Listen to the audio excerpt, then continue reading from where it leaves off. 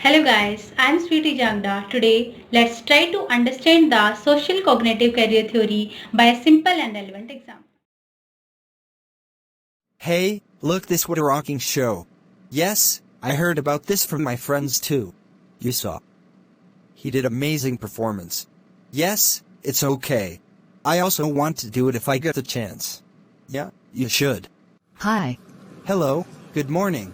Hey, look at this poster. Have you know about him? He is a great singer. I have read about him in magazines. Do you know he also belonged to a middle family like us? Seriously?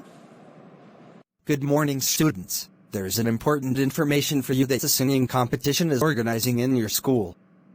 A great singer would come in this program as a chief guest, and he would give golden chance to the position holders to join their singing classes. Are you interested in this competition? I will surely participate in this. Do you know? Our classmate Manu takes singing classes from the academy. He is surely a good singer. Yeah, I know, but I will not lose my hope. You also sings well, do your 100%, and you could also be in position holders. Yeah, I will try my best. What will happen if I don't get any position? No. I will get position, and I will also get a positive outcomes from audience. Yeah, my friend also said, if I did my 100%, I would get a position. Good morning, students. I am very glad to tell you that Rithik got a position in singing competition and selected for the singing class S. Okay, I hope you like this clip. Now let's try to understand this theory with the help of this clip. So, what is social cognitive career theory? See, as you're already familiar about the terms social and cognitive, right? So here, as the theory name shows, that social and cognitive factors affects the career development. These factors like predispositions means tendency to suffer from a particular condition, and the factors like race, class, ethnicity, health status, disabilities, and background contractual affordances. So what is SCCT? With these factors, when someone have an interest in something or in an activity, and he or she see himself as a competent in it, then when they anticipate, it will produce a valued or positive outcome.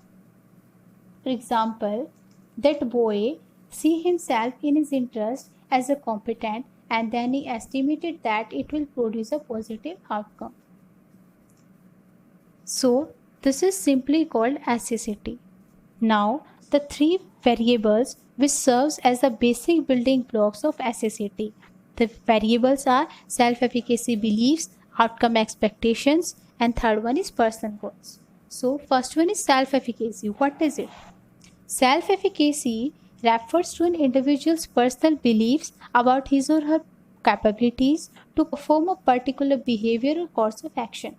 And people vary in their self-efficacy regarding the behaviors. For example, someone have a most confident in any field and someone less confident in any other field. Its sources of self-efficacy are mastery experiences, vicarious experiences, social persuasion, and arousal.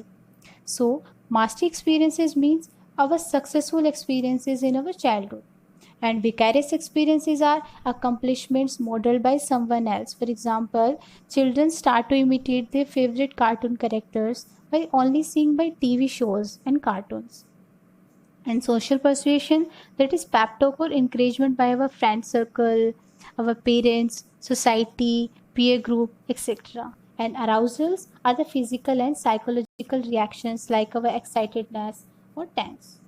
So, can anyone tell me what are the factors from these sources which were used in that video?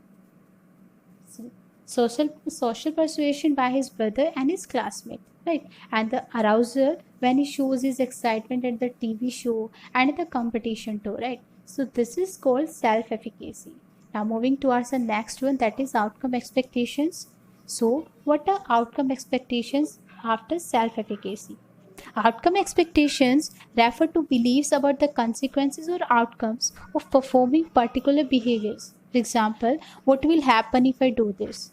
and people are more likely to choose to engage in an activity to the extent that they see their involvement as leading to valued positive outcomes. For example, that boy after the competition was thinking about his outcome expectation when he said to himself that what will happen if I don't get any position or selected for those classes.